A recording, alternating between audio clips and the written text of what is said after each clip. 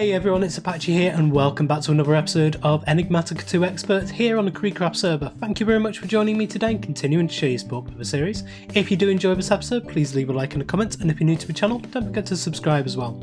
So today we're going to be carrying on with NuclearCraft. I've made a couple of changes over in the base, but not too much at all. The biggest thing I've been doing is resource gathering. And I have come up with a few different recipes here which are really going to help us on the way to getting this stuff sorted. So first of all, in this box here we have these linear actuators. We've not made these before, so I thought I would make one with you. It's steel, piston, ferroboron alloy and copper ingots. Not too difficult, but pistons are very annoying to make though. And so we have 8 of those linear actuators. We have made these before, the electric motors, so we're going to grab a few of those. And the other thing we're going to need is these servo mechanisms. We've made a few of those as well. So the 2 machines I want to build to start this thing off today is, first of all, we have in here, I believe we place 2 linear actuators on there and 2 electric motors on there, and that will give us the rock crusher. The rock crusher uses these DU plating, and we wouldn't be able to do this if we hadn't found some DU plating in a dungeon chest earlier on in the series, so that's why we have these.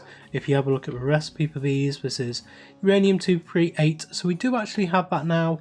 Some sulfur dust, we do actually have that now, and some advanced plating. So we can make these ourselves now, but we did actually have some spare. So we have the rock crusher, and then, so you can see we have that, and I think that may give us an achievement. Maybe, apparently not, never mind. And then in this one here, we use a servo mechanism with some, is it a servo mechanism? Apparently it isn't. Is it one of these? Yes it is. So we have basic plating, a machine chassis, tough alloy, boron ingot and one of these linear actuators, and that gives us the fuel reprocessor. Now as we're getting further down the line into the fuels, we will need this fuel reprocessor to actually be able to knock the fuels back down into their component parts, and then we refine those component parts to give us more powerful fuels later on. Or at least fuels that give us either a longer base time for them to run, or a higher base energy output. So we're going to come over to the base down here, and you'll be able to see the changes that I've made inside here. Essentially all I've done is I've knocked out some of the walls where the fans were in the walls, and I've put places where we can add these machines into. And so you can see here I've already added the 3 machines that we already have.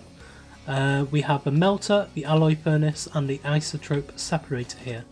So on this side here I want to take out these 3. You can see I've already added in the infrastructure there, and if we knock out this you will be able to see I've just added in a couple of fission reactor ports here, and on this side over here as well, and that's just this cable and in a 3x3 grid there, and in a 3x3 grid there. Very simple stuff, and we can put these blocks back in there. And then on here we have the fuel reprocessor, so we'll add that in there. We have the rock crusher, which we can add into here. And then the other one I want, apparently I don't have it on me. Is it in my under chest? No, it is not. So that's still over there. It's the manufacturing, and that's the other one we made. So I've just gone and grabbed the manufactory, and we can place that down in there as well. So now we have the manufactory, the rock crusher, the fuel reprocessor, the melter, the alloy furnace and the isotope separator all in place in there, and I think that looks really quite cool. And I've added in these exhaust plating blocks, factory blocks as well, just to give it a little bit of change from just a straight grating. And now we can see we've still got like 80,000 left in there. Just turn it on to give us the rest of the power there. Now one thing with this is not at the moment a sustainable supply. As you can see I've made a couple more fuel things, but this isn't something we can leave on. And I'm not too sure about how to do the redstone for this, to actually turn it off and on when it fills up. So something I'm going to have a look into, and hopefully work out for next episode, because I want to be able to use the power as I need to, and have this turn on and off when it needs more power in it. As you can see by just placing these down and filling these up, use almost all of what we've got in here. Now we do have these batteries, so we've got this one which is full now, and we can pick this up, carry it around with us, and that is fine. And we can fill up batteries just by placing them on here, on this front ports here, and that'll be fine as well. However, I don't want to just do that all manually. I want to try and automate this as far as I can do, so that I can have an actual sustainable and on-demand power supply, so I don't have to keep coming down here and turning this on and off when I need more power. So that'll be annoying, and eventually I will end up leaving it on and we'll waste all of our fuel, and that'll be it then. We won't be able to have any more fuel until we reprocess this down. However, reprocessing this fuel means we need to use this fuel reprocessor, which needs fuel, needs power. So it's a self-defeating process to be able to just leave this on and deplete everything we have. So there is actually one more machine we're going to need to get running pretty soon as well, and that's this one here. I've added in a new matrix of crafting stations here, should give us a lot more scope and being able to actually start moving over here as well. So in here we have the fluid infuser, which is servo mechanisms we used before, some advanced plating, machine chassis, a bucket, and some gold. Not too difficult, and there we go. So now we can come in, we can open up, say this one, doesn't exactly matter where it is, and we can place that down just there. And so in here, we need to, yes we do, start this off a bit. Oh, it's because, yeah, I have actually added in back here another one of these. So we've got two on either side now. This one's full, however this one is not. I may need to change this a little bit because that's only getting 55,000. We'll turn this on. This needs to fill up.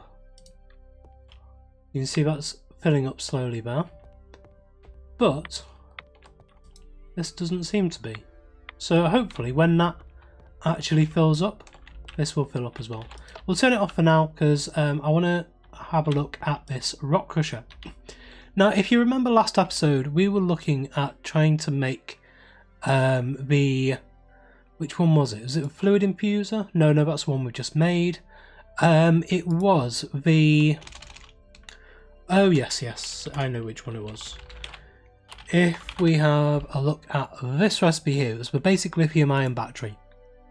Now all of this is okay apart from these lithium ion cells, which take this lithium manganese dioxide alloy, and this manganese dioxide alloy needs the manganese dioxide dust, and you get this from a fluid infuser by making these manganese ion ingots. This manganese, the dust actually comes from crushed rhodochrosite. Rhodochrosite comes from the rock crusher, adding granite into the rock crusher. So I've got a load of granite and we now have a rock crusher. So let's put this into here. And wow, okay, that's crazy amounts of power. Let's turn this on. Whoa, okay. I'm going to need to wait until this actually powers up, aren't I? So give me a little bit of time. I'll wait for this to fill up, and then this will hopefully come back to life. I'm going to take these things and add them into here, just so that it's a bit more power. It doesn't use as much power. But that's crazy amounts of power this thing uses. And I'm thinking now, starting to use these, but the system we have here, this actual reactor here, isn't really going to be powerful enough, or consistent enough at least, to be able to do this. But once we have this energy bank here full, I'm hoping that'll make a bit of a difference. So I've come to the conclusion this rock crusher is a bit too advanced for what we've got going on at the moment. I've had to change a few things around, and you can see this is only half full at the moment. If we turn this thing on, and we are nearly, well, over halfway through this guy here, but if we turn this on, we can see it goes up to the top and then drains out almost completely, hardly does anything in there, and then starts filling back up again. Once this gets back up to the top, it does exactly the same.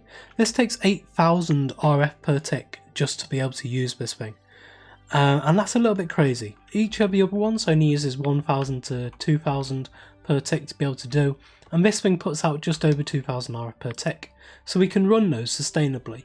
However, if we even put the speed and the energy upgrades in, this thing can suddenly now hold up to 3.2 million RF in the bank here, but it processes at 16,000 RF per tick, and this is crazy. If it gets all the way up to the top here, just watch how quickly this thing drains out and just how slowly this is processing.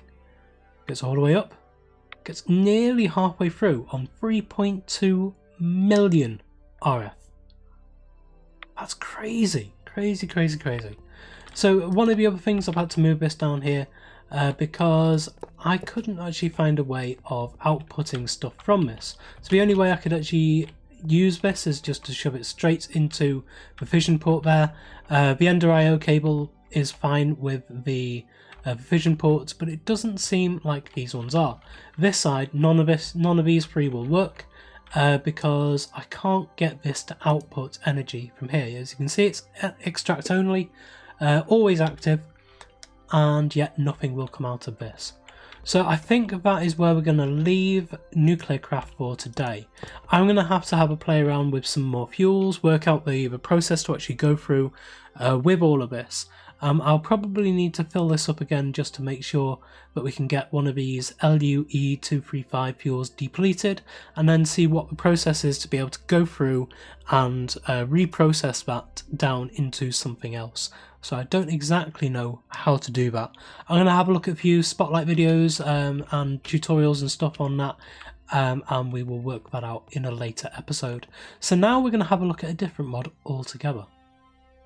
So last night I went around doing quite a few of the quests for Immersive Engineering. I did actually take down some of these machines and place them all back together exactly how they were, and I've got really quite far. If we head over to which one is it? Immersive Engineering here. You can see I've almost done pretty much all of it. One reason why I've done this, I want you guys, if you watch my videos but you don't watch Nathan's videos, he did all of this in his videos. So I want you to go over to his channel. The link is down in the description. Watch his videos on this series and you will see all of this being put into action. And also, if you go back to my SebTech series, I did all of this and more in SebTech as well. So because we've done all of this before on my channel, and I want you to go and see Nathan's, I haven't shown you this on camera.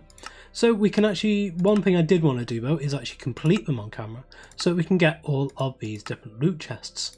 So we can claim all of these, claim this one, and we're just going to go through and we're going to collect up as many of these as we can and then open up all these loot chests.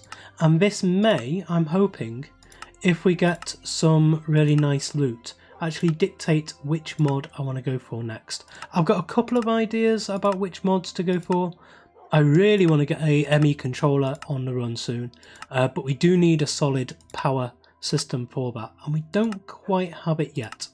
We're nearly there, but I need to work out the right kind of power, right kind of fuel to use in my generator. And so here is the last one here. Loot chest, and let's go. Okay, so that is all of those. Oh, there is one more that I did as well with Astral Sorcery. I picked up a light well over there because I was passing on by and placed it back down. It was empty. Don't worry about that, I didn't waste any liquid starlight. I do need to grab a bucket of liquid starlight as well because that's a nice easy one there. So yeah, we have a lot of different quests now. Loot chests are open, so let's go. Let's have a look through them.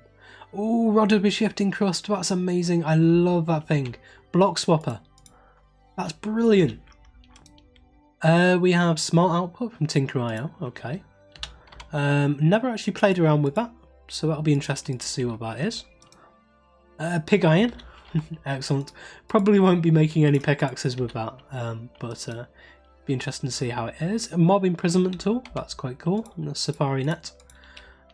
We have a farmer, another farmer. We'll make a larger farm now. We have a charger from Applied Energistics 2. That may mean we have to have a look at AE2 very, very soon. We have Nutella, a food I haven't eaten. Let's go for it. There we go. And now we have andesite, Celtic chisel, a whole stack of andesite. Why, thank you very much. Block of electrum, okay. Didn't really need that. It's quite easy to make. It's just gold and silver. No, useless. We have demonically gargantuan drum. That is actually pretty cool. That holds 65 million buckets. Or 65 million millibuckets, maybe. Hearty breakfast, haven't eaten it yet, so that's okay. It's another food I haven't eaten. We have a damage trap from Dark Utilities. 16 damage traps, so we could have a look at a mob farm, maybe. And then a cooking table from Cooking for Blockheads. That is something we're going to have to get done soon. If we have a look at the very, very beginning of this, getting started, Cooking for Blockheads, we need an oven, a fridge, or 2 fridges, kitchen counter, and a tool rack to complete that one, and that'll give us another one. This means that we'll start getting into making our own food and stuff like that. But food's always been one of those things where I just find one thing I like and then stick to it. So, I mean, Nathan said that I can use pretty much anything I want in his fridge. And so that's what I've been doing. And I don't really eat too much apart from when I'm actually going through trying to get my hearts up. But as you can see, I'm already up to really full. And when I got up to this stage, it said that I needed another 50 foods. I've eaten a fair few more since then. I don't know exactly how many on, but I reckon I still need another 20 to 30 different items of food before I get another heart. So yeah, once you get up to this stage, it's another 50 instead of another 10. I'm just going to run around for a while and then eat this. But yeah, we'll have a look at another mod now. Just before we move away from this mod, I've been having a play around in my test world here. I've built this huge big reactor down here in my basement in my test world, and this is kind of what I want to build on the server. So this, at the moment, I'm using MOX 239, and I have 33,000 RF per tick with a minus heat. Now the way I've done this is using a few different of these the coolers, which we haven't really seen before. We've seen the glowstone ones, and these, their special power, as I like to call it, is they must touch at least 2 active moderator blocks. The copper one, as you can see here, must touch at least 1 active glowstone cooler, so we can stick these in the gaps around where they are. And these are the ones I added in last because I had a +4 heat without any of these, and so I needed to decrease that, and I thought I might as well square it off and make it look like that. None of these are super expensive, so they're actually nice and easy to make, and they do, once you start stacking them up like this, make quite a bit of difference. These quartz coolers here, we can see their secret power, must touch at least 1 active moderator block, which is these graphite blocks, and then underneath we have these redstone coolers, which are must touch at least 1 reactor cell, so they're underneath, and then on top, oh no, not on there, underneath here, you can see it best, I have these lapis coolers here, and they must touch at least 1 reactor cell and 1 reactor casing, so you stick those right next to a casing like that.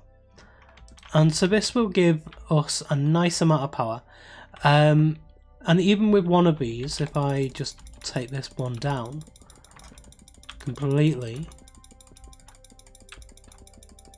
you'll be able to see that it still has nearly 17,000 RF per tick, nearly minus 500 heat per tick, and then the fuel in this thing has 31 million capacity. In fact, no, that's killer. So that would be, yeah, 31 million, I think that is, isn't it? Looks like it. Let's call it 31 million RF in this before we actually start taking anything out of it. So this really is what I want to build. It takes up the entire space around here. Now the one problem is I've put these ender cables in here, but I don't need those quite yet. We are going to need some better cables to pile the all the stuff through, the energy out of this. And what I've done up here is dug out the floor and added in a cable network around here. Now we have these little drop chutes down here, and this is where we can say take a thing out of a wall here, add in a port which I don't have access to at the moment. I've got one down here. Get some space, grab one of these ports, come here, and I can stick that into the side there, and then we can grab some cable. We won't be using this cable here, unfortunately. This is the stuff I want to get to, but we're nowhere near that just yet. And we can bring it up to here, and that means we can stick whatever machines we want down on the floor just here. If I fix that back up again, so that's how it will be. And then say we grab a what have we been looking at? Manufactory, say like that. And then we can stick manufactory down and stick all the machines down like this, and these will work fine. And so we can actually move the production stuff up here, and then this will be down here. Mainly because I don't really have much space on these bits here to be able to do much. And what I was thinking is these would be where my capacitor banks are. So I'd have one capacitor bank here as my main power, and then one capacitor bank here as my backup power. So I like to have a backup power network. But in the interim, we can cover these bits over with the grates that we've been using. And so essentially, if I just cover these bits up, this is pretty much what it would look like on the server. And I really do like that. We've got plenty of room in there to be able to mess around with different designs.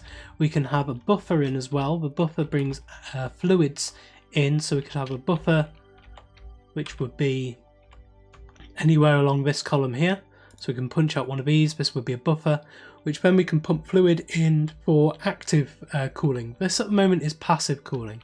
There is also something called active cooling, which is much more powerful, which means even just with this MOX fuel here, we can have a much better design with much fewer coolers, and it will keep everything cool and not explode. Now the way we actually create this MOX fuel, if we have a look at the MOX, this MOX 239 fuel here, we can have a look at the recipe for this. This is uranium 238, which we already have.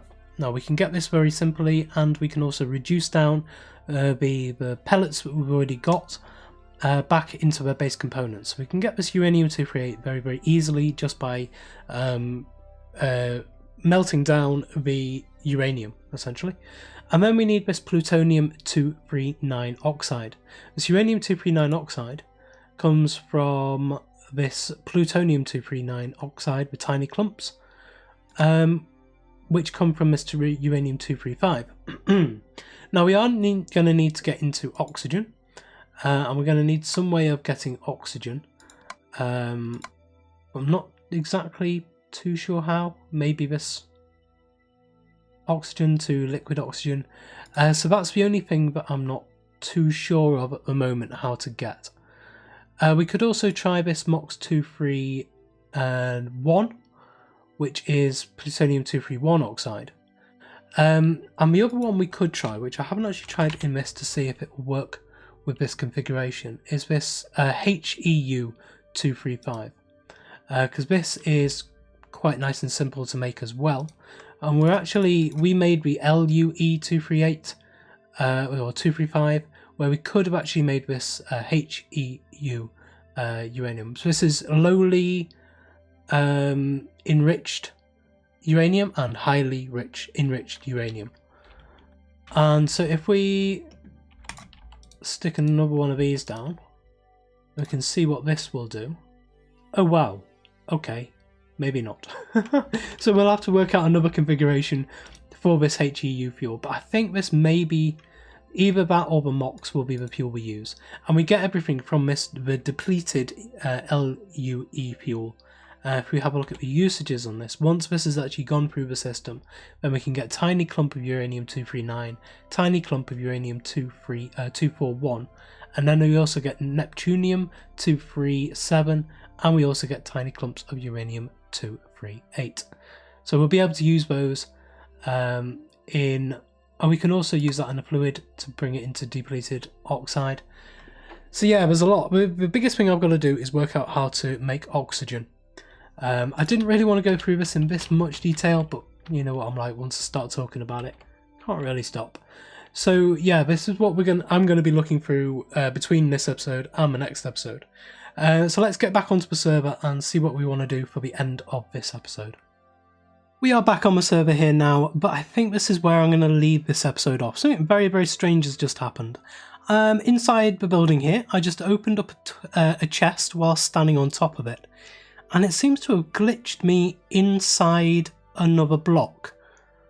And I couldn't move, couldn't do anything, and my frame rate went down to 1. I'm not moving now for a specific reason that I want to show you. So I couldn't actually move at all. I went into creative mode to try and actually get myself out of it. Went into spectator mode, and as soon as I went into spectator mode, I was like thrust out of the building at massive high speed and ended up about 400 blocks in an opposite direction, all the way over here. I ended up in this mountain range over here. From over here, in this building here, as soon as I entered spectator mode, I was pretty much instantly rebounded out of a wall and pushed off over here into this mountain. Thankfully I was in spectator, so it didn't actually do me any damage, and then I had to fly back. And now I've logged out, I've tried that, I've left it overnight, and nothing seems to be working, and I'm still glitched. And if you look in hide mode, look at me. And if I move slightly, I'm not actually, my hands are nowhere near the keyboard at the moment, just on the mouse. And yeah, I'm just lost for words. I have no idea. And if I move around, occasionally you will see I will get, oh there you go, and this is what happens. And so I'm locked inside a torch at the moment. Seems whenever I go into a torch or walk over a torch, I just get glitched, and the only way I can get out of this is to come into game mode, spectator, and then suddenly move, and whoa, where am I now? I have no idea. And yeah, something really, really strange is happening. So I'm going to have a look at disabling a fair few of the mods, maybe. Well, the only mods I've got which are extra to this pack are, where am I now, by the way? No idea, am I here?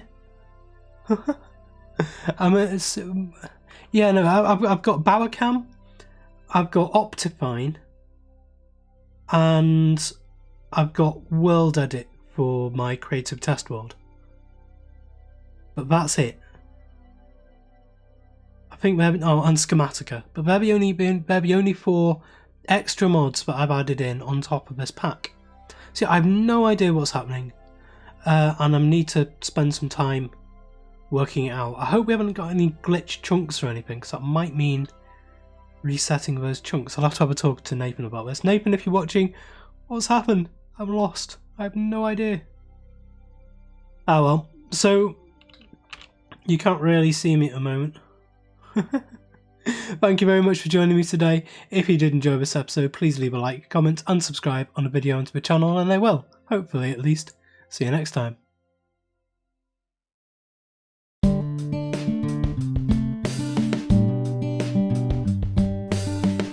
If you enjoyed this video, please consider supporting me by subscribing to the channel and liking and commenting on the videos. Thanks. See you next time.